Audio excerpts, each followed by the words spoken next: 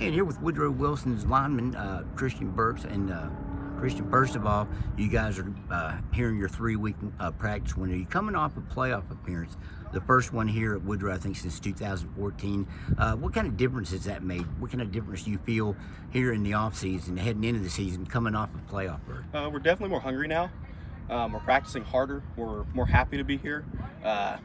Usually when we come off the 1-9 season or 2-8 season, we're really depressed going into the next season, droopy, and we just don't forget about the loss. But since we went 5-5 last year, counting the blue field game that we didn't have to play, made it to the playoffs, did good the first half of that playoff game. We're just really excited. Just to know that you are part of the team that got this program back into playoffs, what's that mean to you and your senior teammates? I think it's really special for us. It means a lot to us. Getting our entire team and the city of Beckley there, that means a ton to us.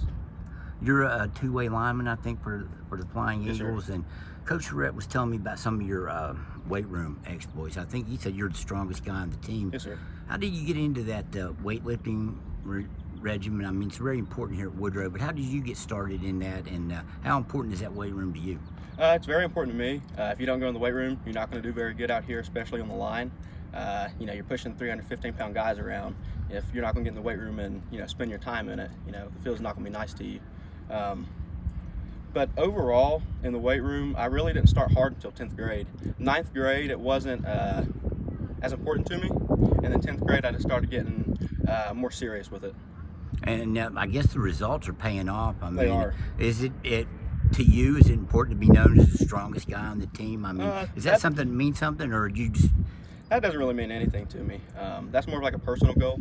I don't care if I was the weakest guy on the team, but as long as I tried and put effort in the weight room, that's all that matters to me.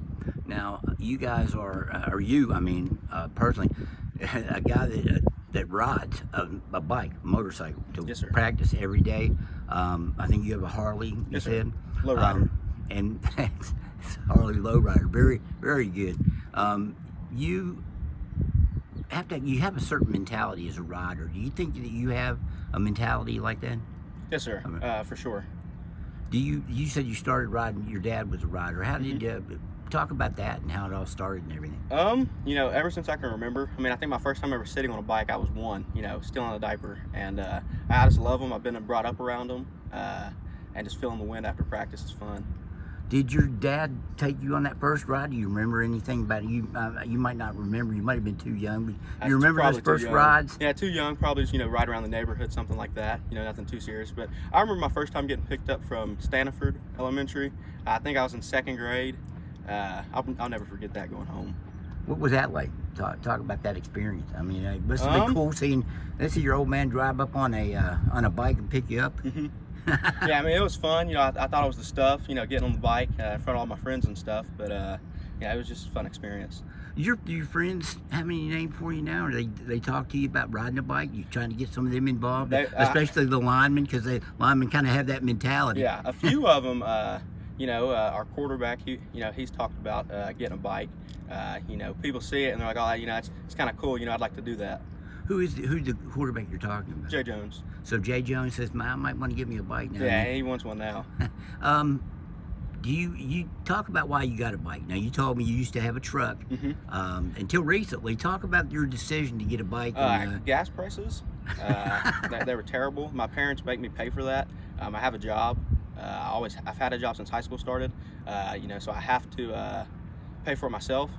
And with football and work in school, I wasn't able to work enough because, school first, then football, then work. So I wasn't able to work enough to pay for that. What do you do? I've worked a few. Summertime, I usually do lawn care. Right now, I'm doing lawn care. I've worked up at Squally's. Worked there this past winter into June. So just, stuff like that. How do you think the team will be this year? I mean, you obviously. I think we're going to be great. You had to replace Maddox. You have to replace Keenan Cook, Maddox McMillan, your quarterback last year. But you say great? Yeah, I'm a little biased to say this, but I think the line is by far the most important part of the team. We've been together for a very long time. The majority of us have played since our Southwest days, since we were 5 years old. So the chemistry's there. I just think we're going to do really good on the field. Do you, what does and I want to get back to the bike situation here. What is bike or a biker mentality? What's that mean to you? I think they're usually pretty tough. People think of bikers as being really rude and mean, but not all of them. But I definitely think there's a toughness there. Do you think you can change the perception Oh, of for riders sure, being for sure. good? You seem like a pretty yeah, nice just guy. be nice to people and be respectful. And do you think this is a team that can get back to the playoffs this season? I think we're going to go deep in the playoffs this year. All right. Hey, Christian, I appreciate the time, and good luck this season. Enjoy Yes, sir. talking to Thank you. you.